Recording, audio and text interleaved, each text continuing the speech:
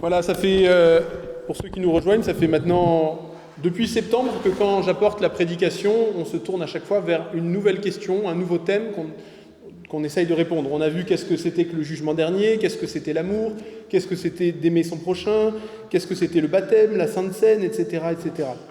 Et ce dimanche, on se tourne vers une question qui est, on va dire, de moindre importance, mais quand même qui est importante. On va voir, elle a quand même des répercussions. Et cette question, c'est celle-ci. Comment comprendre les promesses que Dieu a faites à Israël dans l'Ancien Testament? Et à qui sont-elles destinées? À qui s'adressent-elles aujourd'hui? Et pour répondre à cette question, on va prendre deux textes et on va voir comment la Bible répond à cela. On va trouver un guide. On va lire Matthieu au chapitre 2 et nous lirons ensuite Osée au chapitre 11. Lisons. Alors, ce premier passage, c'est quand les rois mages partent et que Joseph, Marie et Jésus s'en vont et vont en Égypte. Et nous lisons ça.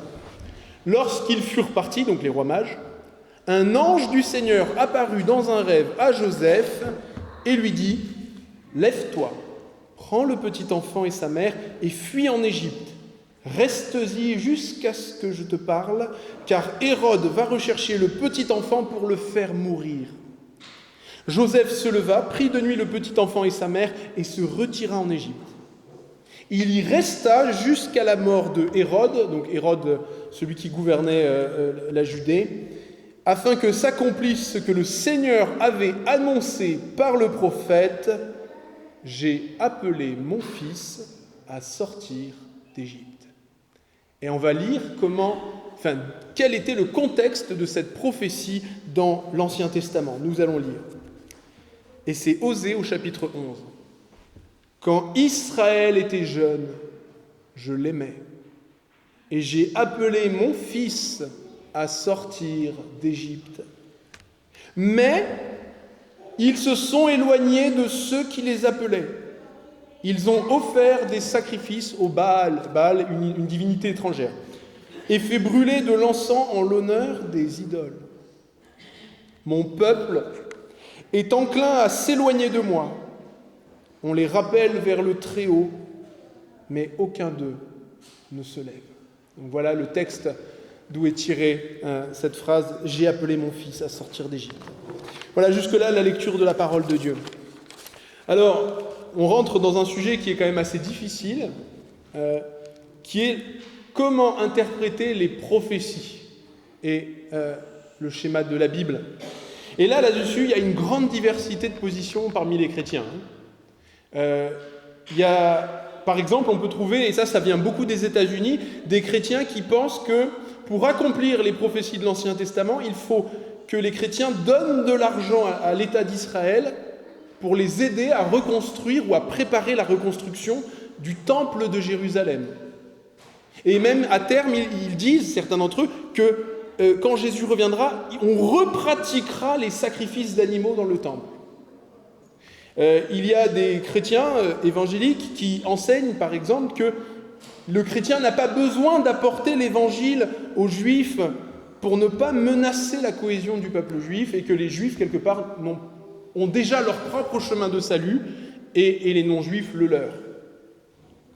Et il y a même des organisations chrétiennes qui aident financièrement des juifs du monde entier à émigrer dans l'État moderne d'Israël. Ça existe, voilà, c'est toutes sortes de choses. Et moi, ça me concerne un peu indirectement parce que ma grand-mère, je parle rarement de ma famille, vous le savez, mais ma grand-mère, qui était une femme avec très très peu de moyens, qui avait même du mal à nourrir ses enfants, eh ben, elle épargnait de son argent pour l'envoyer à l'État d'Israël. Alors vous voyez comme quoi c'est la façon dont on interprète ces prophéties de l'Ancien Testament, ça peut avoir quand même des conséquences pratiques sur la vie chrétienne et sur des décisions de tous les jours. Alors comment savoir, comment interpréter? Eh bien, comme d'habitude, c'est la bonne réponse chrétienne, la bonne réponse. Alors là, c'est la réponse protestante. Si on est protestant, c'est qu'on croit ça. C'est que pour comprendre la Bible, on a besoin de la Bible. C'est la Bible qui interprète la Bible. Et ce qui est extraordinaire, c'est que pour vraiment comprendre le sens des prophéties de l'Ancien Testament, on regarde comment Jésus et les apôtres, parce qu'ils sont inspirés du Saint-Esprit, ont interprété et compris ces prophéties. Comment, dans leur contexte, ils ont dit « et voilà l'application ». Ou du moins, ça a un lien. Ce thème dont vous avez tant entendu parler, voilà la réalisation dans nos jours. Et c'est ce que nous allons chercher à comprendre. Et l'exemple que nous en avons ici, il est vraiment particulièrement frappant. C'est frappant sur la façon dont la Bible fonctionne. A priori, quand on regarde, quand Matthieu dit « d'Égypte, j'ai fait sortir mon fils » et qu'il dit « ça parle de Jésus », on regarde le contexte, on dit « mais n'importe quoi ». Alors là, mais il n'y a aucun rapport avec Jésus. Où est le lien ? Mais en fait, quand on regarde le contexte de Matthieu, on s'aperçoit de quelque chose d'extraordinaire. Dieu a voulu que Jésus, petit, passe par l'Égypte, sorte de l'Égypte, et ensuite, qu'est-ce qui se passe dans Matthieu ? Juste après qu'il soit sorti d'Égypte, on entend parler de Jésus, il est déjà grand, et là, il va passer par les eaux du baptême. Et il va recevoir « Tu es mon fils, celui en qui j'ai mis toute mon affection ». Comme le peuple hébreu était autrefois passé par la mer. Et vérifions encore, qu'est-ce qui se passe une fois que Jésus est passé par les eaux du baptême, qu'il a passé à travers la mer ? Il passe dans le désert. Et qu'est-ce qui se passe dans le désert ? Il est tenté, comme le peuple hébreu avait été tenté. Sauf que Jésus, il ne va pas mettre 40 ans parce qu'il n'y aura pas besoin. En 40 jours, il a été fidèle parfaitement. Il a répondu systématiquement, malgré la soif et la faim, il a répondu au diable, il a fait confiance à Dieu pour prendre soin de lui. Et ensuite, il va à la montagne, il reçoit la loi de Dieu, heureux, heureux, heureux, avec toutes les promesses qui les accompagnent, et il les redonne à ceux disciples qui sont là et qui les écoutent et qui veulent les mettre en pratique. Autrement dit, ce que les évangiles, ce que le Saint-Esprit essaye de nous dire à ce moment-là, c'est quelque chose de quand même assez important. Jésus est le vrai Israël. Jésus accomplit ce qu'Israël aurait dû accomplir et n'a pas pu accomplir. Jésus reçoit et met en place l'accomplissement des promesses que Dieu avait données. Et ça, c'est quelque chose d'extraordinaire. Parce que ça veut dire qu'on comprend pourquoi c'est autant important dans le Nouveau Testament de dire Jésus est le roi légitime d'Israël. Parce que, étant le roi légitime d'Israël, à lui tout seul, il est Israël. Il personnalise Israël. Il est la représentation parfaite de ce que le peuple de Dieu aurait dû être. Il incarne à ce moment, pendant ce ministère, à lui tout seul, l'entièreté du peuple. Et là, on va avoir besoin, pour comprendre ce qu'est le vrai Israël, de d'abord comprendre quel était l'Israël dans l'Ancien Testament et quelles étaient les promesses que Dieu avait faites à ce peuple. D'abord, il faut dire une chose, le peuple d'Israël n'est pas un peuple comme les autres. Dans l'Ancien Testament, on le voit. Vous savez, les nations de la terre se construisent, meurent, disparaissent, apparaissent pour toutes sortes de raisons. C'est basé sur une ancienneté, des faits d'armes, des guerres, des choses. Et c'est à l'initiative des hommes. Si demain on se regroupe et on décide de devenir un peuple, on peut. Alors que le peuple d'Israël, il est né d'un miracle. Dieu a fait naître un enfant à un couple qui ne pouvait pas en avoir. Et il a répondu à Abraham. Il a fait naître d'Abraham un peuple avec lequel il a fait alliance, un peuple qui n'était comme aucun autre et qui a servi à représenter Dieu dans le monde qu'il avait créé. Et à travers ce peuple, l'existence de ce peuple, toutes les nations autour pouvaient dire et savoir que le vrai Dieu, le créateur de l'univers, n'a pas abandonné la création. Qu'il n'y a pas que des faux dieux, des idoles et des démons. Non, il y a le vrai Dieu qui est là et qui a des humains qui lui appartiennent. Autrement dit, le peuple de Dieu était fondé non sur une langue, non sur une ethnie, mais sur les promesses de Dieu. et sur l'accomplissement de ses promesses. Et ces promesses, nous les trouvons faites à Abraham, à Jacob et à David. Quelles sont ces promesses ? Dieu avait dit à Abraham, « Je vais te faire de toi un peuple innombrable. Je te donnerai une descendance aussi nombreuse que les étoiles du ciel et que les sables de la mer. » Il lui avait donné la possession d'un pays immense, gigantesque. Dieu avait promis à Abraham, il lui avait dit, « Toute la terre que tes yeux verront, Genèse 13, toute la terre que tes yeux verront t'appartiendra, à toi et à ta descendance, pour l'éternité. » On peut même donc supposer que c'est encore plus que ce que les yeux ont vu, puisque c'est au moins tout ce que les yeux d'Abraham ont vu qui appartient à Abraham, ou qui appartiendra à Abraham pour l'éternité.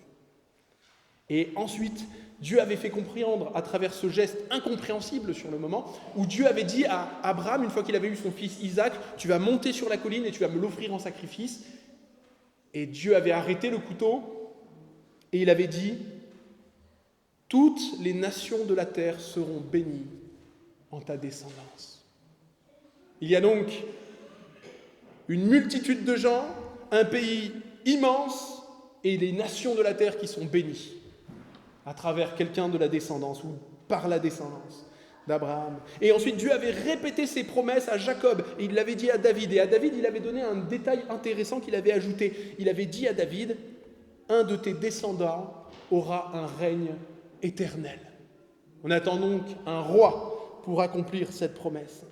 Et ce peuple de Dieu dans l'Ancien Testament, il a porté plusieurs noms. Il a été appelé Hébreu, du nom d'Abraham, c'est le même racine. Puis Israël, parce que Jacob, qui était un filou, Dieu est venu pour se battre avec lui, pour le transformer dans son cœur, c'est ce qui s'est passé. Dieu a lutté, ça veut dire Israël. Et puis, donc les Hébreux sont appelés les Israélites. Et puis ensuite, après, à partir de David, où David était de la tribu de Juda, et il avait créé la capitale de Jérusalem, qui était sa capitale, eh bien les Hébreux se sont appelés du nom de la tribu de Juda, donc judéens ou juifs, comme nous disons dans notre langue à nous. Mais que ce soit israélite, hébreu ou judéen ou juif, c'est le même peuple, la même vocation, avec ce même appel d'être fidèle à Dieu et d'être un reflet de Dieu. Comme Adam et Ève d'ailleurs, qui devaient être à l'image de Dieu. Et c'est pourquoi Dieu leur avait donné cette loi, il leur avait dit « Vous serez saints car moi je suis un Dieu saint ». Il leur avait dit « Je vous ai séparés des peuples pour que vous soyez à moi ». Et vous serez pour moi, avait dit le Seigneur, un royaume de sacrificateurs, de prêtres, de représentants de l'humanité devant Dieu, une nation sainte. Exode chapitre 19. Et pour réussir à vivre cet appel, il y avait une chose que Dieu avait demandé, et nous l'avons vu la semaine dernière quand nous avons parlé du baptême. Dieu avait demandé aux Hébreux de vivre la réalité de la circoncision du cœur. Et vous savez tout le symbole qu'était la circoncision, qui était une marque d'humilité, d'attente, de foi dans la promesse du Messie. Et c'est à ces conditions-là que le peuple allait habiter et recevoir les promesses faites à Abraham. Le Seigneur le dit, « Je te prescris d'aimer l'Éternel, ton Dieu, de marcher dans ses voies, de respecter ses commandements. C'est ainsi que tu pourras rester dans le pays que l'Éternel a juré de donner à tes ancêtres. » Deutéronome 29. Et s'il y a une chose qui est parfaitement claire quand on lit tout l'Ancien Testament, des fois il y a des gens qui me disent « Quand même, les gens dans l'Ancien Testament, ce n'est pas des modèles. » Et oui, absolument pas. Souvent pas. Parfois sur certains points, oui, mais l'essentiel de leur vie, non. Parce que tout l'Ancien Testament montre que le peuple hébreu, finalement, était comme toutes les autres nations de la terre. Un peuple de rebelles envers Dieu, pas meilleur ni pire que les autres. Et seule une petite fraction de ce peuple avait un cœur circoncis. Seule une petite fraction aimait vraiment le Seigneur, avec espérance, avec foi, avec amour. Et même ceux qui le faisaient et qui vivaient cet amour, cette circoncision du cœur, c'était toujours imparfait. On en a l'exemple avec David, l'homme selon le cœur de Dieu. Et pourtant, combien il tombe, et gravement. Et c'est pourquoi Dieu a fait continuellement tomber son jugement sur la nation d'Israël pour leur montrer que la présence de Dieu et l'accomplissement des promesses n'étaient pas possibles avec leur cœur. Il allait falloir une autre issue. Et c'est pour ça que Dieu a envoyé des prophètes qui ont annoncé que Dieu enverrait un roi hébreu différent de tous les autres. Il serait un descendant de David, mais encore plus fidèle que David, car ce roi sera parfait. Son règne n'aura pas de fin, disent les psaumes et les prophètes. Et ce roi recevra la terre entière en héritage. Psaume 2. Dieu annonce même qu'il sera lui-même le roi. Ésaïe chapitre 9. Que son peuple recevra en son nom, par abondance, le Saint-Esprit, et que, enfin, il vivra la circoncision du cœur et la purification. Ézéchiel 37, Jérémie 31. En tant que roi, c'est ce roi-là, ce berger, qui guidera et ramènera d'exil son peuple, Ésaïe 49. Mais le Seigneur prévient, dans toutes les prophéties, ce n'est pas tous les Hébreux qui reviendront.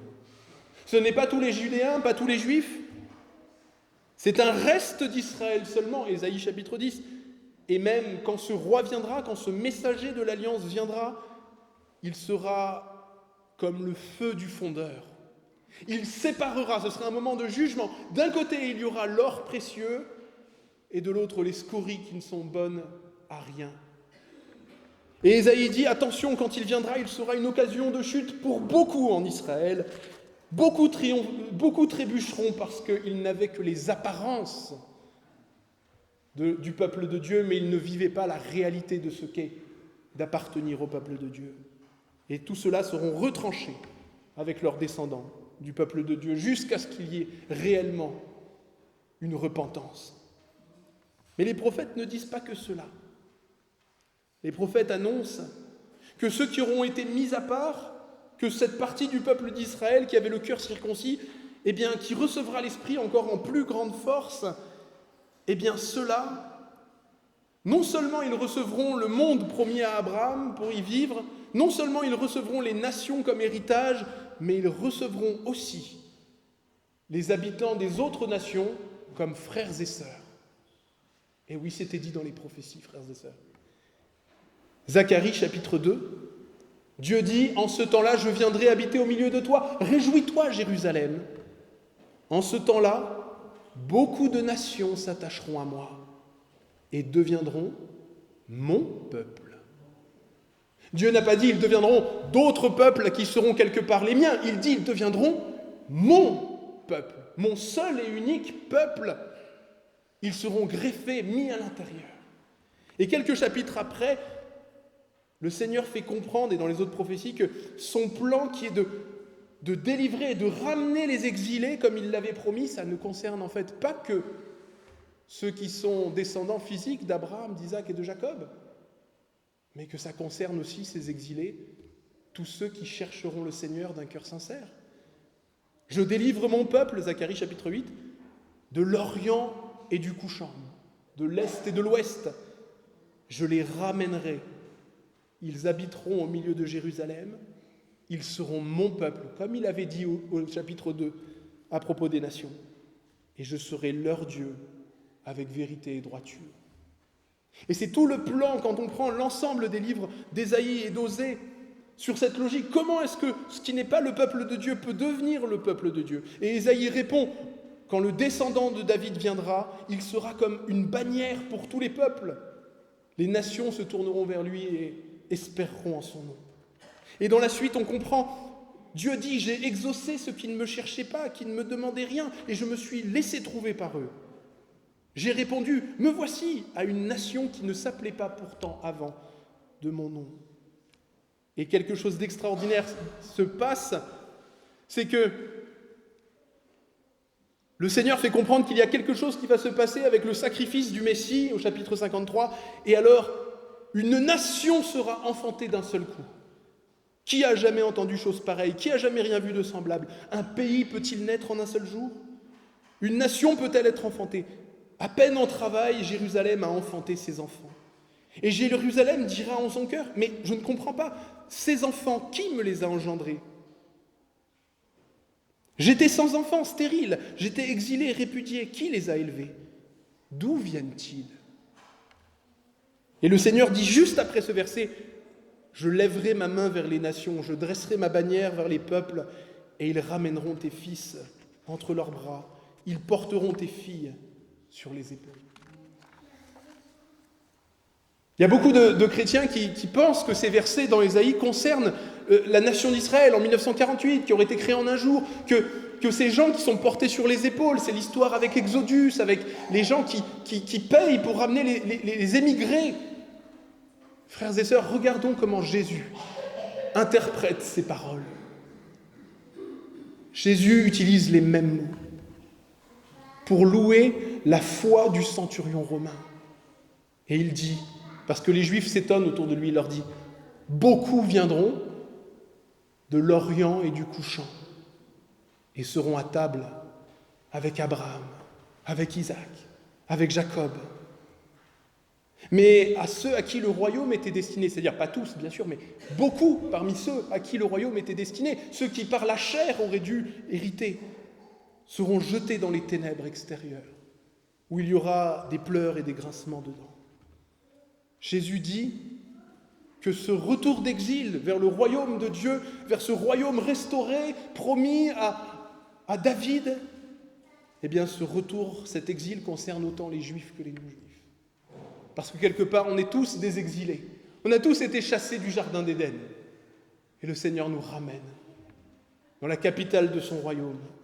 Et Jésus prévenait les Hébreux de son époque, il leur disait « Je suis venu pour faire le tri. L'Israël de Dieu va être expurgé de ceux qui ne sont pas des Israélites de cœur, ceux qui n'ont que les apparences. » Jésus disait « Je suis le bon berger. Ce sont mes brebis qui écoutent ma voix. Les brebis qui ne m'écoutent pas ne sont pas mes brebis. Et je donne ma vie pour mes brebis. Et j'ai encore d'autres brebis qui ne sont pas de cette bergerie, de cet enclos. Je vais les ramener. Elles entendront ma voix et il y aura 2 troupeaux, un seul troupeau, un seul berger.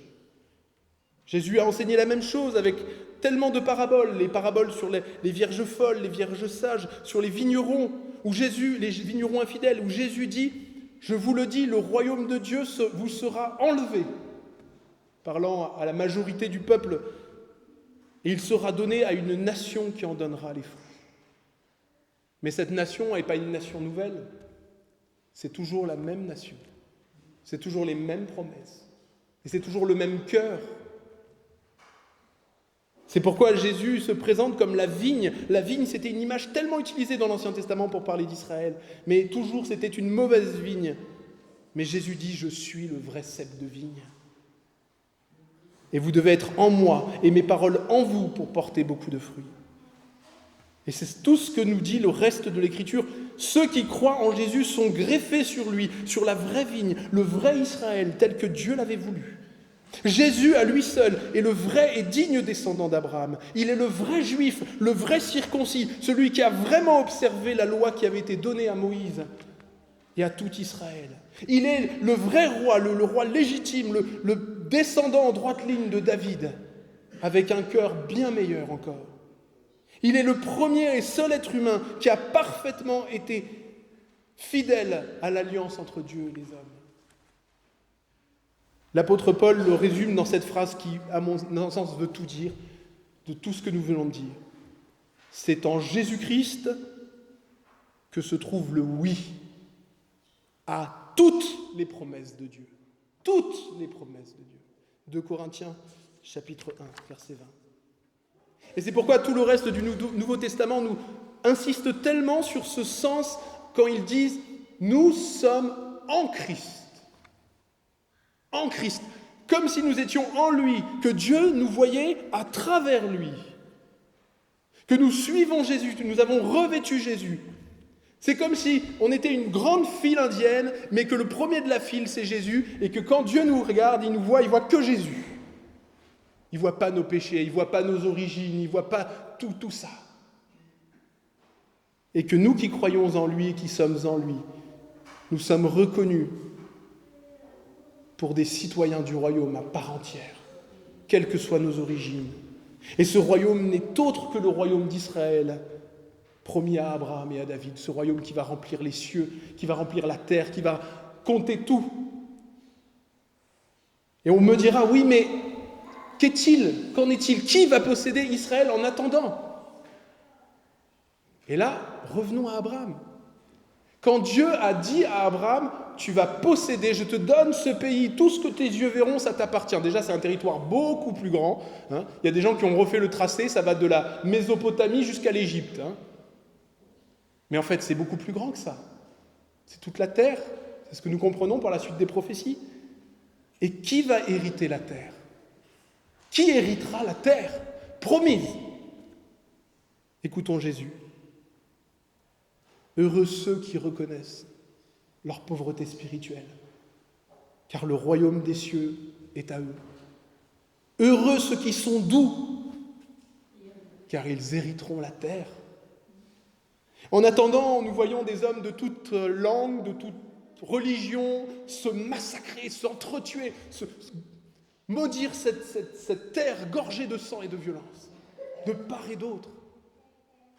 Je vous le dis, il n'y en a aucun de ceux-là, avec des cœurs comme ils ont, qui hériteront cette terre, à la fin. Aucun. Parce que ceux qui hériteront la terre, comme l'a dit Jésus, c'est les doux. C'est ceux qui vivent le fruit de l'esprit. On ne va pas posséder Israël pour l'instant, et honnêtement, ça ne sert à rien, on s'en fiche. Mais à la fin, ceux qui hériteront la terre, c'est ceux qui ont eu le cœur circoncis, le cœur transformé, ceux qui ont le fruit de l'esprit, parce qu'ils ont cru en Jésus et que l'Esprit de Dieu est venu vivre en eux. Et cet enseignement que Jésus est le vrai Israël, le seul détenteur légitime de toutes les promesses faites par Dieu à son peuple, c'est tellement explicite, tellement simple, tellement évident quand on lit les Écritures. Et c'est assez important pour comprendre à la fois notre privilège, notre identité de chrétien, mais aussi, c'est vrai, notre appel. Ce n'est pas quelque chose de toujours compris parce que, voilà, on a beaucoup d'amour et de sympathie pour les Juifs d'aujourd'hui. Et je pense que c'est normal et c'est sain et c'est utile. Mais je dirais, il y a vraiment deux écueils. Il y a ceux qui verraient comme l'Église comme quelque chose de distinct, qui serait comme si Dieu avait dit à Israël, non, c'est nul, on abandonne tout, allez, on change de plan, et on remplace, on fait faire autre chose de totalement différent, on va faire l'Église, et ça sera pour les non-juifs. Dieu n'a pas fait ça. Il y en a d'autres qui pensent que, encore à l'heure actuelle, il y aurait comme deux peuples de Dieu, d'un côté l'Église, pour les non-juifs, de l'autre côté Israël, mais les deux sont le peuple de Dieu, les deux sont la prunelle des yeux de Dieu, les deux reçoivent la même bénédiction. Mais ce n'est pas non plus l'image qui est donnée dans la Bible. Il y a un seul olivier, et l'olivier, c'est dans Jérémie, c'est Israël. Simplement, il y a des branches qui ont été coupées parce qu'elles n'étaient pas vivantes, et qu'il y en a d'autres qui ont été greffées pour le devenir. Pour donner, c'est toujours la même épouse, comme dans l'Ancien Testament. Israël est l'épouse. L'Église est l'épouse, c'est la même épouse, mais lavée et purifiée par l'Esprit et la parole. Pour donner une image, Israël, c'est un peu... Israël et l'Église, c'est le même bateau. Simplement, certaines planches originelles qui avaient pourri ont été enlevées. D'autres neuves, venues d'ailleurs, ont été ajoutées. Mais c'est toujours le même peuple spirituel, avec le même ADN spirituel, les mêmes promesses, le même héritage à travers Christ et les promesses de Dieu. Et ça doit être quand même pour nous aussi un avertissement. Parce que si Dieu a fait ainsi pour son peuple, pour ceux qui disaient « Ah oui, mais nous, on est les descendants d'Abraham », qu'est-ce que ça pèse en face de dire « Oui, mais moi je suis pasteur, oui, mais moi je suis ceci, cela ». Ce que Dieu exige toujours, c'est la foi, c'est l'amour, c'est un cœur pur qui le cherche. Mais en tout cas, je le dis vraiment, on peut sonder ça à la lumière de la Bible, ça n'a pas de sens de voir l'Église et Israël comme deux entités séparées et de croire que Israël, on va dire, continuerait en étant coupé de Christ. Il n'y a qu'un seul Israël spirituel. Et Jésus a tellement insisté sur l'idée qu'il voulait faire un seul peuple avec les deux. Comment est-ce qu'on peut croire que Israël serait pour les Juifs et l'Église pour les non-Juifs, alors que nos ancêtres dans la foi, nos premiers ancêtres, nos premiers martyrs, et tant de milliers et de milliers et de milliers de chrétiens étaient nés d'une famille juive et se sont toujours considérés comme étant juifs aussi. L'ADN, de toute façon, n'a pas d'importance. Ça n'a jamais été non plus une question de culture ou de langue de faire partie du peuple de Dieu. Et Pentecôte l'a démontré. On n'a pas besoin de rétablir artificiellement l'usage de l'hébreu dans nos cultes, ou de se circoncire, ou de suivre des lois extérieures. On a besoin de vivre l'appel de Dieu, de croire comme Abraham a cru, et de chercher à être saint comme Dieu est saint. Il y a beaucoup de chrétiens qui se sont laissés tromper par homonymie, en regardant dans l'Ancien Testament, en disant « Ah, ça parle d'Israël », en regardant qu'est-ce qui s'appelle Israël dans le monde. C'est la même erreur que les catholiques faisaient quand ils lisaient « Église » et qu'ils regardaient, ils disaient « Ah, ça parle du Vatican ». Ça ne parlait pas du Vatican. Et les pharisiens se trompaient de la même manière parce qu'ils pensaient que les promesses faites à la descendance d'Abraham les concernaient puisqu'ils étaient physiquement les descendants. Mais Jean-Baptiste a dit « Ne dites pas en vous-même, nous avons Abraham pour père, car je vous dis que Dieu peut transformer ces pierres en enfants d'Abraham. » Et c'est ce que le Seigneur a fait. L'apôtre Paul dit « Ce ne sont pas les descendants biologiques qui sont les enfants de Dieu, ce sont les enfants de la promesse qui sont considérés comme sa descendance. » Il dira « Il n'y a plus ni juif ni grec, il n'y a plus esclave ni libre, il n'y a plus homme ni femme, car vous êtes tous un en Jésus-Christ. » Autrement dit, on voit Jésus, Dieu voit Jésus, et on est tous vus à travers lui. Et vous êtes donc la descendance d'Abraham si vous êtes à Christ, héritier selon la promesse. Et j'ai déjà entendu des chrétiens me répondre, oui, alors les chrétiens, l'Église, on est les descendants spirituels d'Abraham, mais on n'est pas les descendants d'Isaac, de Jacob et de David. Parce que ça, il faudrait être juif pour être hérité de ces promesses. Mais l'apôtre Paul ne nous laisse absolument pas cette possibilité. Romains chapitre 2, le vrai juif, le vrai judéen, le vrai citoyen du royaume d'Israël, ce n'est pas celui qui en a l'apparence extérieure. La circoncision, ce n'est pas celle de la chair, mais le vrai judéen, le vrai juif, c'est celui qui l'est intérieurement. Et la circoncision, c'est celle du cœur, selon l'esprit. Les vrais circoncis, c'est nous, dit-il en Philippiens 3, nous qui rendons notre culte à Dieu par l'Esprit de Dieu et qui plaçons notre fierté en Jésus-Christ. Et il dira, et là je crois que là c'est le passage qui met fin à tout débat, Éphésiens chapitre 2, voici ce que Paul dit explicitement aux non-juifs devenus chrétiens. Souvenez-vous qu'autrefois vous étiez sans Messie, exclus de la citoyenneté d'Israël, étrangers aux alliances de la promesse, sans espérance et sans Dieu dans le monde. On ne peut pas dire d'une autre façon pour désigner quelqu'un qui est perdu. Mais maintenant, en Jésus-Christ, vous qui étiez loin, vous êtes devenus proches par le sang du Christ. Lui qui est notre paix et qui des deux groupes n'en a fait qu'un. Ainsi, vous n'êtes plus des étrangers. Vous n'êtes plus des étrangers, ni des résidents temporaires.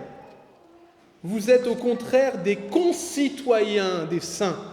Concitoyens des saints. Vous êtes la même nationalité que les patriarches, que Abraham, Isaac, David, tous. Membres de la famille de Dieu. On ne peut pas le dire plus franchement. Si nous croyons en Jésus, si nous sommes à Christ, nous appartenons à Israël, au vrai Israël, héritier de la promesse. Nous sommes citoyens du royaume promis à David. Et ceux qui ont rejeté Jésus sont en dehors des promesses. Quand bien même ils seraient de la famille de Jésus, quand bien même ils seraient des cousins de Jésus, des gens qui descendraient en droite ligne de David et Salomon, puisque Jésus a dit « Ma mère et mes frères, ce sont ceux qui écoutent la parole de Dieu et qui la mettent en pratique. » Maintenant, pour conclure, est-ce qu'on dira que Dieu n'a pas une grâce particulière quand même pour les descendants physiques? Et je crois qu'on peut répondre oui. Oui.